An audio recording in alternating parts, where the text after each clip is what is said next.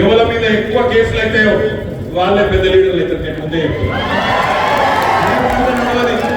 కానీ ఒకటి మాత్రం పక్క, మీ వర్కింగ్ ప్రెసిడెంట్ గా కేసీఆర్ గారు ఇచ్చిన బాధ్యత దానిలో భాగంగా నేను చెప్తా ఉన్నాను. మళ్ళీ గవర్నమెంట్ వచ్చుడు పక్క, అలా అనుమానం అవసరం లేదు. 2028లో నవంబర్ డిసెంబర్ లో మళ్ళీ తిరిగి కేసీఆర్ గారు ముఖ్యమంత్రి కావడం పక్క, అందులో ఎవరికి అనుమానం అవసరం లేదు. రేవంత్ రెడ్డి కూడా తెలుసు, ప్రసాద్ అన్న కూడా తెలుసు. అందుకే అందిన కాడికి దోసుకోవాలి స్కీమ్ పెట్టుకొని దోసుకుంటా ఉన్నారు. ఉన్నతల్ని ఉన్నప్పుడు దీపం ఉన్నప్పుడే ఇల్లు చక్క పెట్టుకోవాలని చెప్పి అధికారం ఉన్నప్పుడే దోసుకునే కార్యక్రమం పెట్టుకొని కార్యక్రమాలు చేస్తా ఉన్నారు. కానీ ఒక్కటి మాత్రం పక్క, ఇక్కడ ఉన్న పోలీస్ అధికారులకు నేను చెప్తా ఉన్నాను, ఇక్కడ వాళ్ళు డ్యూటీ చేయండి, డ్యూటీ చేయండి, కానీ అతి చేయకండి. చేస్తే మాత్రం ఒక్కొక్కరిని గుర్తు పెట్టుకొని నేను మా ఆర్ఎస్ ప్రవీణ ఇద్దరు కలిసి తప్పకుండా మళ్ళీ అధికారులకు వచ్చినాక మిట్టితో సహా మీకు ఇచ్చే బాధ్యత నాది. మిట్టితో సహా తప్పకుండా ఇస్తామని చెప్తాము. దయచేసి అతి చేయకండి. రేవంత్ రెడ్డి చెప్పిండు, ప్రసాద్ అన్న చెప్పిండు కాబట్టి నేనేదో చేస్తా నడవదు. స్పీకర్ పదవి, ముఖ్యమంత్రి పదవి బూస్టింగ్ అయితే పక్కా ప్రజలు తలుచుకుంటే 2 పదవులు కూడా ఊసిపోతాయి. జాగ్రత్త అని చెప్తా ఉన్నాను. ఇంకొక మాట ఉంటే అడుగుతా ఉన్నా ఇక్కడికి మా సోదరులకు సోదరి మనులకు. 10 ఏళ్ళు కేసీఆర్ ప్రభుత్వం ఉండే, 10 ఏళ్ళు మన నాడు మన నెత్తి మీద మన మెడ మీద కత్తి పెట్టిండు నరేంద్ర మోడీ. మీ దగ్గర దామగుండంలో ఒక నేవీ రేడార్ స్టేషన్ కడతాం, మరి మాకు 2000 ఎకరాలు ఇయ్యాలి వెంటనే అంటే కూడా మనం ఇయ్యలే. ఎందుకు ఇయ్యలే? ఒకటి, వాళ్ళు చేసే పని మంచి పని కాదు. 12 లక్షల చెట్లు కొట్టేస్తున్నాడు. 12 లక్షలు అది ఎక్కడ? మీ వికారాబాద్ అడవులలో ఎక్కడైతే చెట్లు ఉంటేనే ఆ చెట్ల గాలితోనే ఇక్కడ ఈ గాలి మంచిదని చెప్పి ఇక్కడికి మరి టీబీ విశ్వవిద్యాలయం, టీబీ వైద్యాలయం ఇక్కడ పెట్టినరో అట్లాంటి వికారాబాద్ లో 12 లక్షల చెట్లు కొట్టేస్తామంటే కేసీఆర్ గారు ఒప్పుకోలే. నేను ఇయ్యాలన్నాడు, ఇయ్యలేదు. కానీ ఈరోజు దామగుండం రాడార్ కేంద్రం కోసం కేంద్రం ఒక మాట అడగగానే బడే బాయ్ ఏక్ బాత్ బోల్తీ హై తో छोटे भाई मान गया, दे दिए देने के बाद क्या हुआ? ఒక్క మాట అనగానే రేవంత్ రెడ్డికి మోడీ అంటే భయం. ఎందుకు భయం? మీకు ఎరిగే. ఎవరు గట్టిగా ఆయన తీసుకుపోయి లోపలిస్తాడు, బెయిల్ మీద ఉన్నాడు, బెయిల్ క్యాన్సిల్ అవుతుంది భయం. ఆయన భయం ఆయన పుసుకున్న మొత్తం 2000 ఎకరాలు అప్పచెప్పి 2900 ఎకరాలు అలా లక్షల చెట్లు కొట్టేస్తున్నారు. ఇక్కడి పర్యావరణ ప్రేమికులు, ఇక్కడ ఉండే స్థానిక నాయకులు మరి వాళ్ళంతా కూడా కొట్లాడుతూ ఉన్నారు, చెప్తా ఉన్నారు, అయ్యా ఇది మంచి పని కాదు, భవిష్యత్ తరాలకు నష్టమవుతుందంటే వినిపించుకుంటూ లేడు. మూసీ ప్రక్షాళన చేస్తారట, మూసీని బాగు చేస్తా అంటాడు. మూసీ పుట్టిన కాడ, మూసీ జన్మస్థలంలో 12 లక్షల చెట్లు కొట్టేస్తాడు. ఎవడన్నా తెలివి ఉన్నాడు? భవిష్యత్ తరాల మీద ఆలోచన ఉన్నాడు? చేసే పనైనా ఆలోచించండి. నది పుట్టిన కాడ మూసీని ఇక్కడ సంపేసి కిందికి పోయి సుందరీకరిస్తా అంటే అది కమిషన్ల కోసం మాత్రమే అన్న విషయం మనకు తెలియదా? ఆలోచించండి. ఇంకొక మాట ఉండేనంటావు, ఇందులో పాపం ఒక కాంగ్రెస్ కాదు, బీజేపీ కూడా ఉన్నది. బీజేపీ కాంగ్రెస్ ఇద్దరు కలిసి ఇవాళ మూసీకి ఉరివేసే ప్రయత్నం, ఈ వికారాబాద్ అడవులకు ఉరేసే ప్రయత్నం చేస్తా ఉన్నారు. తప్పకుండా ఈ విషయం కూడా మీరు ఆలోచించాలని చెప్పి నేను కోరుతా ఉన్నాను. ఒకటా రెండా ఎన్ని పనులు చేసిండు కేసీఆర్ గారు మీ వికారాబాద్? ఒక కొత్త collectorate, SP office, medical college, Ayush ఆసుపత్రి, గిరిజన భవన్ ఇవన్నీ కట్టుకున్నాం. ఇప్పుడే ఆనందంగా చెప్పినట్టు 93 కోట్ల రూపాయలతో ఆనాడు 2023లోనే నన్నే పిలిచిండు, నేను సవితమ్మ వచ్చినాం. ఇక్కడ ఆరోగ్యం కూడా శంకుస్థాపన చేసినాం. అట్లాగే మీకు తెలుసు, మీ ప్రాంతానికి చేవెళ్ళ కానీ, పరిగి కానీ, తాండూరు కానీ, వికారాబాద్ కానీ ఈ ప్రాంత రైతాంగానికి నీళ్లు ఇచ్చేదానికి కోట్పల్లి మండలంలో దాదాపు 12,000 ఎకరాలు, బండ్వారంలో 6,000 ఎకరాలు, దరూరులో 22,000 ఎకరాలు, మరపల్లిలో 30,000 ఎకరాలకు, మోమిన్పేటలో 18,000 ఎకరాలకు, వికారాబాద్ మండలంలో సుమారు 10,000 ఎకరాలు మరి నీళ్లు ఇచ్చే అద్భుతమైన ప్రాజెక్టు పాలమూరు రంగారెడ్డి ఎత్తిపోతల పథకం. దాన్ని మనం కడుతుంటే దానికి కింద కేసులు వేసిందే కాంగ్రెస్ వాళ్ళు. ఇదే రేవంత్ రెడ్డి, ఇదే కాంగ్రెస్ పార్టీ కేసులు వేసి ఆర్థిక ప్రయత్నం చేసింది. అయినా 90% పూర్తి చేసినాం. 30,000 కోట్ల ప్రాజెక్టులో 27,000 కోట్ల పని పూర్తి చేసినాం. పూర్తి చేసి మనకు పంపు కూడా చాలు చేసినాం. రేవంత్ రెడ్డి గారి ప్రభుత్వం చేయాల్సిందల్లా ఒకటే, రిజర్వాయర్లు మనమే కట్టినాం. ఉద్దాడాపూర్ రిజర్వాయర్ ఎక్కడి నుంచి అయితే మీకు నీళ్లు రావాలో ఆ రిజర్వాయర్ కూడా పూర్తయింది. నార్లాపూర్, వడ్డెం, కరివేన అట్లాగే ఉద్దండాపూర్ అన్ని రిజర్వాయర్లు పూర్తయినాయి. అక్కడ పంపులన్నీ చాలైతే ఉద్దండాపూర్ నీళ్లు వస్తే ఉద్దండాపూర్ నుంచి కాలువల ద్వారా రంగారెడ్డి జిల్లాకు నీళ్లు రావాలి. 2.5 సంవత్సరాలైంది. 90% పూర్తయిన ప్రాజెక్టులు పండుకోబెట్టింది, పక్కన పెట్టేసింది. వాళ్ళ బాధల్లో ఒకటే, పాలమూరు రంగారెడ్డి జల్దీ పూర్తి చేస్తే కేసీఆర్ ని యాడ్ చేసుకుంటారు వికారాబాద్ లో, అందుకే వాటిని పక్కకు పెట్టేసింది. ఇక స్పీకర్ గారి గురించి అయితే నేను చెప్పాల్సిన అవసరం లేదు. ఆయన ధృతరాష్ట్రుడు అయిపోయాడు. మీ స్పీకర్ గారు దుర్యోధనుడు రేవంత్ రెడ్డి గారు చేసిన దుర్మార్గాలు కనబడతలేవు. పుత్ర ప్రేమలో కళ్ళని మూసుకుపోయి ఎమ్మెల్యేలు మన పార్టీ వాళ్ళు 10 మంది పార్టీలు మారింది. అందులో ఒక ఆయన అయితే పోయి మళ్ళీ కాంగ్రెస్ పార్టీ బీఫామ్ మీద పార్లమెంట్ కూడా పోటీ చేసింది. కానీ స్పీకర్ గారికి ఏం కనబడతలేవు. వాళ్ళు కాంగ్రెస్ కండువాలేసుకున్నది కనబడతలేదు, చేయి కాంగ్రెస్ అన్నది కనబడతలేదు, వాళ్ళు చేయి గుర్తు ప్రచారం చేసింది కనబడతలేదు, ఏది కనబడతలేదు అంటే స్పీకర్ గారు. అట్లాగే మీ వికారాబాద్ రోడ్ల మీద ఉన్న పొక్కలు కూడా కనబడతలేదు బాబు. అట్లా అయిపోయింది. అలా ధృతరాష్ట్రుడి పరిస్థితి అయిపోయింది స్పీకర్ గారు. ఒకటి మాత్రం పక్కా, ఇవాళ ఆనంద్ గారు గెలిచినా ఓడినా మీ అందరి మధ్యనే ఉన్నాడు, మీకోసమే నిలబడ్డాడు. అట్లాగే మరి వికారాబాద్ లో చేసిన పనులు కూడా చాలా ఉన్నాయి. భూములు నాకంటే బాగా మీకు తెలుసు. భూములు ఎంత ధర ఉండే అన్నాడు, రియల్ ఎస్టేట్ ఇవాళ ఎట్లా ఉన్నదో నాకంటే బాగా మీకు తెలుసు. మార్పు బాగుందా వికారాబాద్ లో? రియల్ ఎస్టేట్ వాళ్ళు చెప్పాలి, బాగుందా మార్పు? రియల్ ఎస్టేట్ కిందికి అయిందా లేదా? అయిందా? మరి అన్ని అనుకూల ప్రదర్శన పొక్కుతుంటే భూములన్నీ అన్ని అనుకూల కుటుంబ సభ్యులే, రేవంత్ రెడ్డి గారు అన్నదమ్ములే అన్ని మిక్కుతుంటే తిరుపతి రెడ్డి ఒక దిక్కు, కొండల రెడ్డి ఒక దిక్కు, కృష్ణారెడ్డి ఒక దిక్కు, ఇంకో రెడ్డి గారు ఒక దిక్కు, 4 దిక్కులు కలిగి రేవంత్ రెడ్డి కుటుంబ సభ్యులే మొత్తం మిగుతుంటే ఏం మిగులుతుంది? రియల్ ఎస్టేట్ మొత్తం ఆగమైపోయింది. ఈ 2.5 సంవత్సరాలలో లక్షల మంది ఆధారపడే రియల్ ఎస్టేట్ రంగారెడ్డి వికారాబాద్ జిల్లాల్లో మొత్తం ఛిద్రం చేసింది. నేను మీ అందరినీ ప్రార్థించేది ఒకటే, మీ దగ్గర 284 బూతులు ఉన్నాయి పోలింగ్ బూత్. మీరు ఉన్నాడు ఈరోజు జ్వరం వచ్చింది కదా ఇంట్లో ఉండండి అన్నారు. నేనన్నా కాదక్క వస్తా అని చెప్పిన. నా స్వార్థం కూడా కొద్దిగా వికారాబాద్ రావడంలో. పెద్దలు కేసీఆర్ గారు ఎప్పుడు చెప్తుంటారు, వికారాబాద్ కా హవా హవా. ఇక్కడికి వస్తే ఈ గాలి పీల్చుకుంటే నా జ్వరం కూడా దెబ్బకు మాయమవుతుంది అంటే ఇక్కడి గాలి పవిత్రం, ఇక్కడి నేల పవిత్రం, ఇక్కడి నీరు పవిత్రం. అందుకే ఈ గడ్డ మీద కాలు పెడితే ఉన్న రోగాలని నయమైతే అని చెప్పి అనుకుని ఇక్కడికి వచ్చిన. మరి మీ అందరికీ తెలుసు, ఇది ముచ్చుకుందా నది జన్మస్థలం, మూసీ నది పుట్టిన ప్రదేశం మన వికారాబాద్. అనంత పద్మనాభ స్వామి కొలువైన అద్భుతమైన ప్రాంతం, రామలింగేశ్వర స్వామి కొలువున్న ప్రాంతం వికారాబాద్. కొండలు, లోయలు, బ్రహ్మాండమైన సెలయేళ్లు, అన్నిటి అలవాలం, అద్భుతమైన పర్యాటక కేంద్రం. తెలంగాణకు ఒక రకంగా చెప్పాలంటే ఒక హిల్ స్టేషన్ దగ్గరలో హైదరాబాద్ కి ఉన్నదా అంటే మన వికారాబాదే. అందుకే మరి ఇక్కడ నీరు అమృతము, గాలి ఔషధము, ప్రకృతి అద్భుతం. గాలి పీల్చితే రోగాలే మాయమైంది అని చెప్పి మన పెద్దవాళ్ళు చెప్పారు. మరి ఈరోజు ఇక్కడ గాలి మంచిదే, నేల మంచిదే, కానీ ఇక్కడ నాయకులు ఎవరైనా మనం ఎన్నుకున్నామో వాళ్ళు ఎట్లాంటి వాళ్ళు కూడా ఒక్కసారి మీరు ఆలోచించాలి. ఈ జిల్లా నుంచే స్పీకర్ గారు ఉన్నారు, ఇదే జిల్లా నుంచి ముఖ్యమంత్రి గారు కూడా ఈరోజు ప్రాతినిధ్యం వహిస్తున్నారు. నేను మిమ్మల్ని అందరినీ ఆలోచించమని కోరేది ఒకటే, 2023 నవంబర్ మాసంలో నేను ఇదే వికారాబాద్కి వచ్చిన.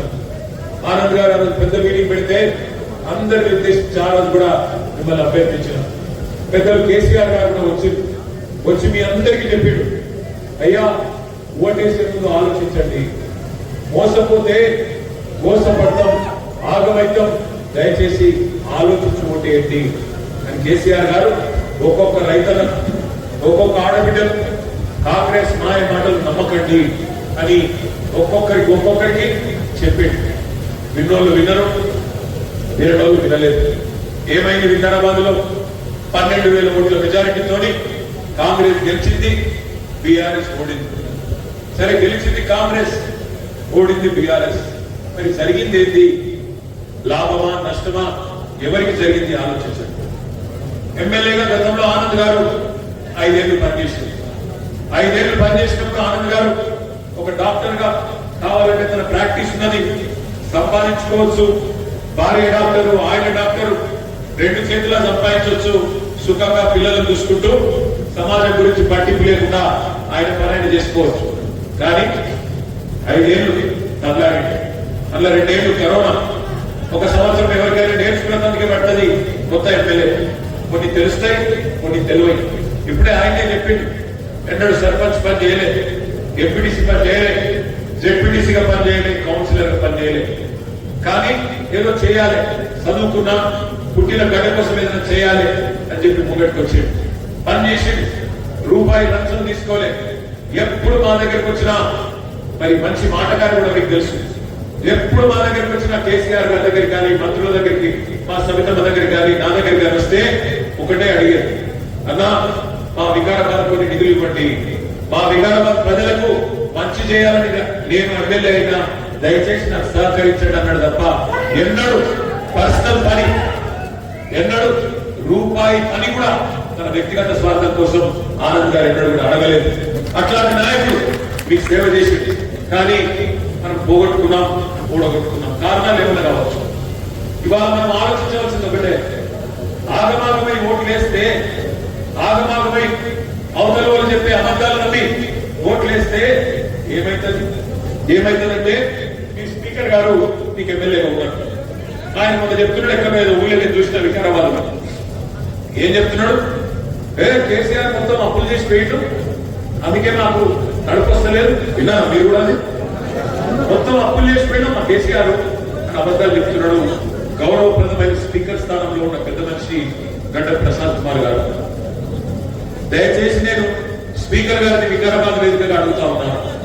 స్పీకర్ గారు, పార్లమెంటరీ ప్రజాస్వామ్య వ్యవస్థలో మీరు రాజ్యాంగబద్ధమైన పదవులు ఉన్నారు.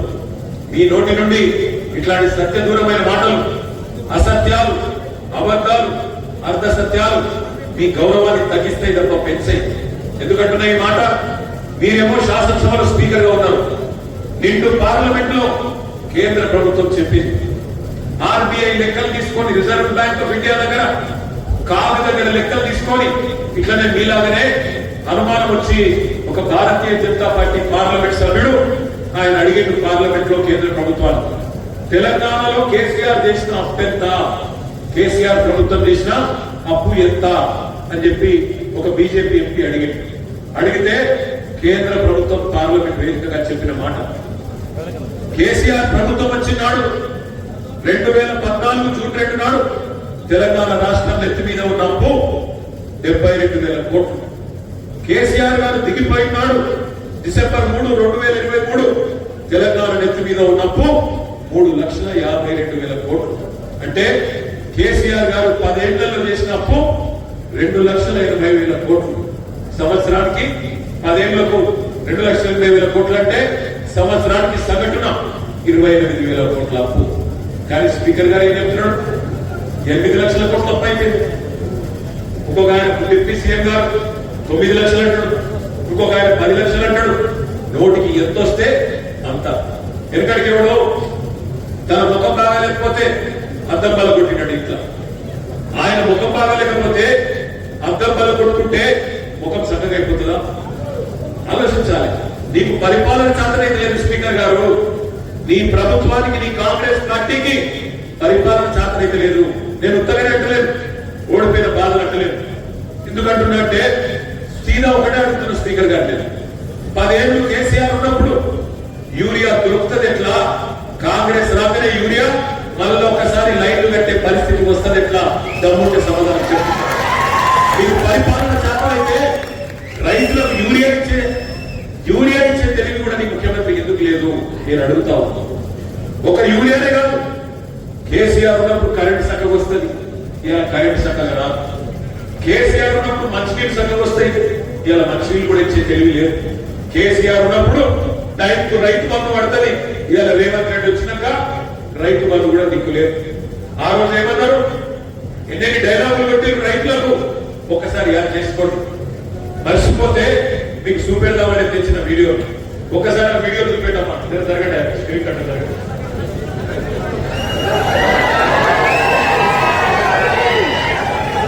సౌండ్ వస్తలేదు నేను మళ్ళా పెట్టలే, సౌండ్ వస్తుంది. వాళ్ళ ముఖాలే చూసిన దానికి సౌండ్ పెట్టు.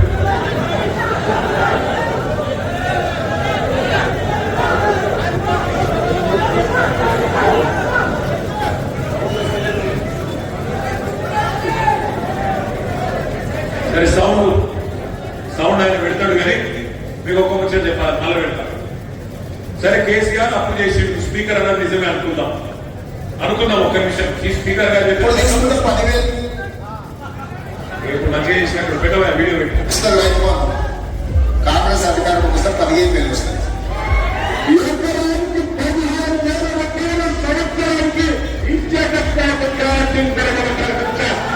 రైతు భరోసా ఇందులో రైతులకు కౌలు రైతులకు సంవత్సరానికి ఎకరాకు 15,000 రూపాయలు ఇచ్చే విధంగా, అదేవిధంగా నిరుపేదలైన కూలీలకు సంవత్సరానికి 12,000 రూపాయలు ఇచ్చే విధంగా రైతు భరోసా కార్యక్రమాన్ని 2వ గ్యారంటీ కింద ప్రకటించడం జరిగింది.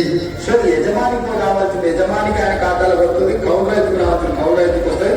భూమి లేని వాళ్ళు ఉపాధి హామీ కూడిపోయే వాళ్ళకు కూడా ఇందులో మేము మద్దతు పెంచినాము అంటే ఇప్పుడు అందరికీ ఇస్తాం. అది ఆల్మోస్ట్ అందుకే అనే డబ్బులు లేదు. ఓవర్లాప్ కాదు, ఇందులో వస్తే ఇందులో రాదు, ఇందులో వస్తే ఇందులో రాదు. కేసీఆర్ అంటున్నాడు కాంగ్రెస్ వస్తే రైతు బంధు బంద్ అవుతుందని.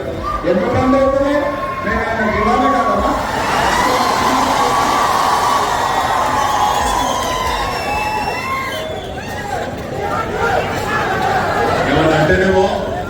ఏమన్నా అంటేనేమో తిట్టిండంట వాళ్ళు. ఏమన్నాడు ఆయన? ఏమన్నాడు? రైతు బంధు ఎందుకు బంద్ అవుతుందయ్యా? మేమేమన్నా దివాలా కాదమ్మా? మాకేమన్నా దిమాగ్ లేదా? మరి నేను అడుగుతున్నా స్పీకర్ గారు, 3 సార్లు రైతు బంధు కొట్టినాడు, ఏమని పిలవాలి? ఏమని పిలవాలి? రుణమాఫీ చేస్తాను మోసం చేసిన ఏమని పిలవాలి? ఎంత పచ్చి అబద్ధం మాటలంటే, నవంబర్ లో తీసుకుంటే 5,000, డిసెంబర్ లో తీసుకుంటే 7,500, నవంబర్ లో తీసుకుంటే 2,000, డిసెంబర్ లో తీసుకుంటే 4,000 పెన్షన్. కేసీఆర్ ముసలమ్మకో ముసలయ్యకో ఇద్దరు ఒకరికే ఇస్తుంటే పెన్షన్, నేను ఇద్దరికి ఇస్తా. కేసీఆర్ 2,000 ఇస్తే 4,000 ఇస్తా. కౌలు రైతులకు కూడా రైతు బంధు ఇస్తా. పడ్డదా ఒక కౌలు రైతు? రైతు బంధు పడుతుందా అసలు? రైతు కూలీలకు 12,000 ఇస్తా. పడ్డదా? ఇన్ని తగ్గులుబాజీ మాటలు, దొంగ మాటలు చెప్పి ఇవాళ అధికారంలోకి వచ్చింది ఒక్కటే కాదు, వచ్చి అధికారంలోకి వచ్చిందే కాదు, ఇలా మళ్ళీ ఒకసారి పచ్చి అబద్ధాలు. ఏమనంటే అప్పుల పాలైపోయింది, మేమేం చేస్తాం? మీ స్పీకర్ గారు చెప్పినట్టు అప్పులు అయిపోయినాయి. జర లోలి పెట్టకుండా పోయి పక్కన మీలో లేదు కాదు కాదండి, కొద్దిగా కొద్దిసేపు డిస్టర్బ్ చేయండి ప్లీజ్. అప్పుల పాలు నిజంగానే అనుకుందాం. 1 నిమిషం ప్రసాద్ అని చెప్పింది నిజమే, 1 నిమిషం అనుకుందాం. మరి సరే కేసీఆర్ అప్పు చేసిండు, ఏం చేసిండు? కేసీఆర్ గారు అప్పు చేసి ఏం చేసిండు అంటే 200 రూపాయల పెన్షన్ ను 2,000 రూపాయలు చేసి 46 లక్షల మంది గరీబులకు ఆసరాయండు కేసీఆర్. అవును, కేసీఆర్ అప్పు చేసిండు. ఏం చేసిండు? అప్పు చేసి 14 లక్షల మంది ఆడపిల్లలకు ఒక్కొక్కరికి 1,00,000 రూపాయలు మేనమామలాగా ఇచ్చి కళ్యాణ లక్ష్మి షాదీ ముబారక్ పేరు మీద 14 లక్షల మంది ఆడపిల్లలకు పెళ్లి ఇచ్చింది. అవును, కేసీఆర్ అప్పు చేసిండు. ఏం చేసిండు? చేసి 17 లక్షల మంది ఆడపిల్లలకి, మగ పిల్లగాడు పుడితే 12,000, ఆడపిల్ల పుడితే 13,000 రూపాయలు ఇచ్చి వాళ్ళకు పెద్ద దిక్కై నిలబడ్డాడు. అవును, కేసీఆర్ అప్పు చేసిండు. 1,022 గురుకుల పాఠశాలలు పెట్టి ఒక్కొక్క పిల్ల మీద, ఒక్కొక్క పిల్లోడి మీద 1,20,000 రూపాయలు ఖర్చు పెట్టి దగ్గర 7 లక్షల మంది పిల్లలకు చదువు చెప్పించిండు కేసీఆర్. అవును, కేసీఆర్ అప్పు చేసిండు. ఏం చేసిండు? చేసి మీ వికారాబాద్ ను దశాబ్దాల మీ కళను జిల్లా చేసి ఎస్పీని కలెక్టర్ ఇక్కడ కూర్చోబెట్టిండు కేసీఆర్.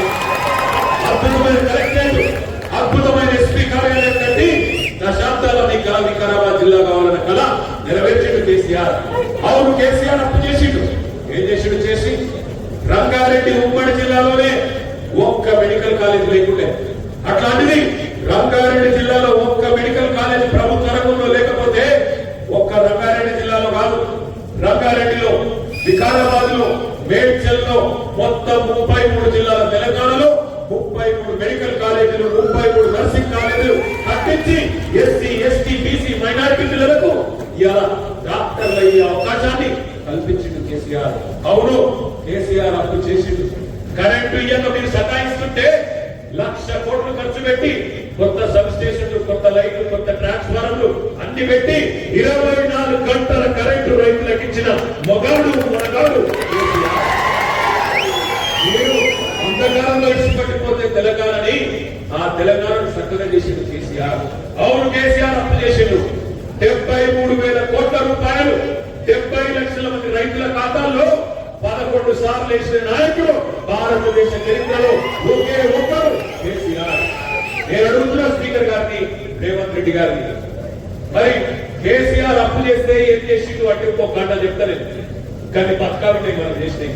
మరి మీరు వచ్చి 2.5 ఏళ్ళ 100 రోజుల్లోనే 6 గ్యారెంటీలు అంటివి, 100 రోజుల్లోనే అటున్న చంద్రుడిని తీసుకొచ్చి ఇటు పెడతా అంటివి. మరి ఏమై 100 రోజుల్లోనే విద్యా భరోసా కార్డు, 100 రోజుల్లోనే రైతు భరోసా, 100 రోజుల్లోనే మహిళలకు 2,500 ఒక్క రకాన్ని ఇచ్చినవా? ఇది ఒక ఎస్సీ రిజర్వ్ నియోజకవర్గం. నేను అడుగుతున్న స్పీకర్ గారు, మీరే కదా చేవేళ్లలో ఎస్సీ డిక్లరేషన్ అని పెట్టి దళిత బంధు కాదు, మేము వస్తే కేసీఆర్ 10 లక్షలు ఇస్తుండు, మేము 12 లక్షలు ఇస్తామని యాదుకున్నదా? అందానికి అంబేద్కర్ గారి పేరు పెట్టి అంబేద్కర్ అవే వస్తామని చెప్పి ఇచ్చినవా? 12 పైసలు ఇచ్చిందా? వికారాబాద్ స్పెషల్ ఇచ్చిందే, అయ్యలేదా? ఒక్క హామీని నిలబెట్టుకున్నాడా? 100 రోజులు 6 గ్యారెంటీలు 420 హామీలు 13 డిక్లరేషన్లు ఒక్క పని చేసిందా? ఇలా ముఖ్యమంత్రి గారిని అడిగితే గట్టిగా ఏమైనా రేవంత్ రెడ్డి ఉన్నావు 3 ఫీట్లు 30 ఫీట్ల లెక్క మాట్లాడుతుంది, తీసుకున్నారు లెక్క మాట్లాడుతుంది కదా, ఏమైనా మరి 100 రోజులు ఎడవా అంటే ఇప్పుడు కొత్త డైలాగ్ నేర్చుకున్నాడు. ఎంత కండలు తిరిగినాడైనా 3 నెలలంటే పిల్లలు పుట్టిస్తారా? మాకు తెలియదా? 3 నెలల పిల్లలు పుట్టారని, మా పిల్లలు కానీ మా పిల్లలు లేరా? నాకు తెలియదా? 9 నెలల పిల్లలు పుడతారని దానికి ముఖ్యమంత్రి చెప్తానా? మరి నేను అడుగుతున్న వికారాబాద్ అయ్యా స్పీకర్ గారు, ఆయన చెప్తలేడు, నువ్వనే చెప్పు. 3 నెలల పిల్లలు ఉంటారు, సరే ఒప్పుకుంటా, కానీ మరి 30 నెలలు కూడా ఉండకపోతే నేనేమని ఇవ్వాలి? నేనేం అంటలేదు, నేనేం అంటలేదు, అడుగుతున్నా అంతే. రేవంత్ రెడ్డి చెప్తలేడు కదా, మరి గడ్డ ప్రసాదాలు చెప్పాడేమని అడుగుతున్నా. సిగ్గుడా మాట్లాడడానికి, సిగ్గు లేకుండా ఇష్టం వచ్చినట్టు మాట్లాడుతున్నారు. అప్పులు సొప్పులు అయిపోయింది, మీ టైం అయిపోయింది. శిశుపాలుడు కదా, 100 తప్పులు చేసేదాకా ప్రజలు ఎదురు చూసినట్టు కాంగ్రెస్ లో తప్పులు కూడా లెక్క పెడతా ఉన్నారు. టైం దగ్గర ఉంటది, తొందరలోనే కేల్ ఖతం.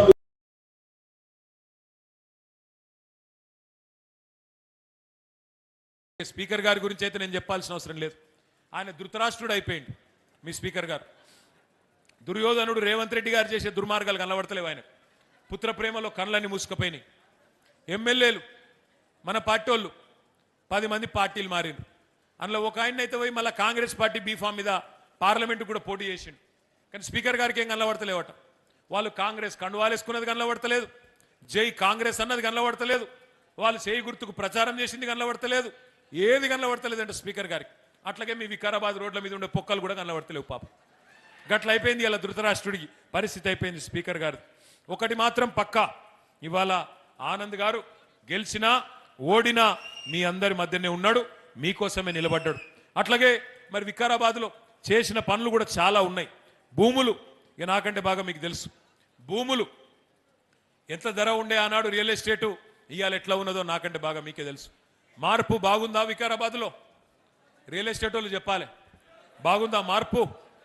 రియల్ ఎస్టేట్ కిందికి అయిందా లేదా? అయిందా? మరి అన్ని అనుముల బ్రదర్సే బుక్కుతుంటే భూములన్నీ అన్ని అనుముల కుటుంబ సభ్యులే, రేవంత్ రెడ్డి గారు అన్నదమ్ములే అన్ని మింగుతుంటే, తిరుపతి రెడ్డి ఒక దిక్కు, కొండల రెడ్డి ఒక దిక్కు, కృష్ణారెడ్డి ఒక దిక్కు, ఇంకో రెడ్డి గారు ఇంకో దిక్కు, నలుగురు 4 దిక్కుల తలిగి రేవంత్ రెడ్డి కుటుంబ సభ్యులే మొత్తం మింగుతుంటే ఇకేం మిగులుతుంది? రియల్ ఎస్టేటు మొత్తం ఆగమైపోయింది. ఈ 2.5 సంవత్సరాలలో లక్షల మంది ఆధారపడే రియల్ ఎస్టేట్ రంగారెడ్డి వికారాబాద్ జిల్లాల్లో మొత్తం ఛిద్రం చేసిండు. నేను మీ